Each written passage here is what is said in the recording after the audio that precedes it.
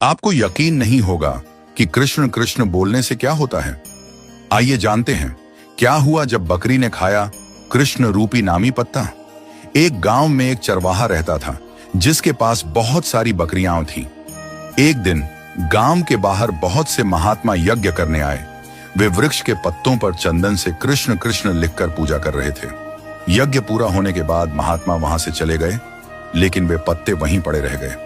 चरवाहा अपनी बकरियों को रोज वहीं चराने लाता था। एक दिन बकरियों में से एक बकरी ने वह पत्ता खा लिया जिस पर कृष्ण कृष्ण लिखा हुआ था।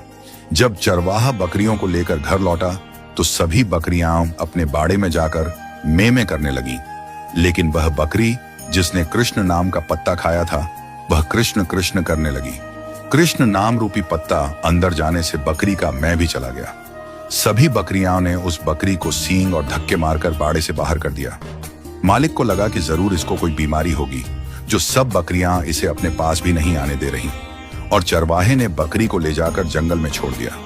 तभी जंगल में एक चोर की नजर उस बकरी पर पड़ी तो उसने उसे पकड़कर दूर गांव के एक किसान को बेच दिया। किसान को इस बात की परवाह नहीं थी कि बकरी मैं करती है या कृष्ण कृष्ण।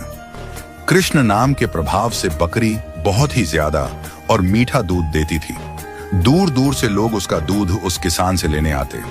एक दिन राजा का मंत्री उस गांव से होकर गुजर रहा था। उसको बहुत भूख लगी थी। तभी उसे किसान का घर दिखाई दिया। किसान ने उसे बकरी का दूध पिलाया। इतना मीठा और अच्छा दूध पीकर मंत्री बहुत खुश हुआ। उन्होंने किसान से कहा, हमने इससे पहले ऐसा दूध कभी नहीं पिया। किसान ने कहा, यह तो इस बकरी का दूध है जो सारा दिन कृष्ण कृष्ण करती रहती है। वह किसान का धन्यवाद करके वापस राजमहल की ओर चल दिया। उन दिनों राजमाता काफी बीमार थीं। कई वैद्यों के उपचार के बाद भी उनकी स्थिति में सुधार नहीं हुआ। राजगुरु ने राजा से कहा, अब माताजी का स्वस्थ होना मुश्किल है, केवल भगवान ही इन्हें बचा सकते हैं। उन्होंने सुझाव दिया, आप अधिक से अधिक श्री कृष्ण जी का नाम लें।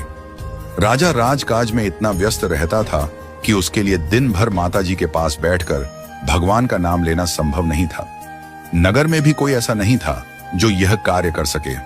तभी मंत्री को उस बकरी की याद आई जो हमेशा कृष्ण कृष्ण का जाप करती रहती थी। मंत्री ने राजा को इसकी जानकारी दी। पहले तो राजा को विश्वास नहीं हुआ, लेकिन जब मंत्री उसे लेकर किसान के घर गया तो राजा ने बकरी को कृष्ण कृष्ण झपते हुए सुना और आश्चर्यचकित हो गया। राजा ने किसान से विनम्रता से कहा, आप ये बकरी मुझे दे दीजिए। किसान ने कुछ पैसों के बदले खुशी खुशी बकरी राजा को दे दी। अगले दिन से बकरी राजमहल में राजमाता के पास बैठकर निरंतर कृष्ण कृष्ण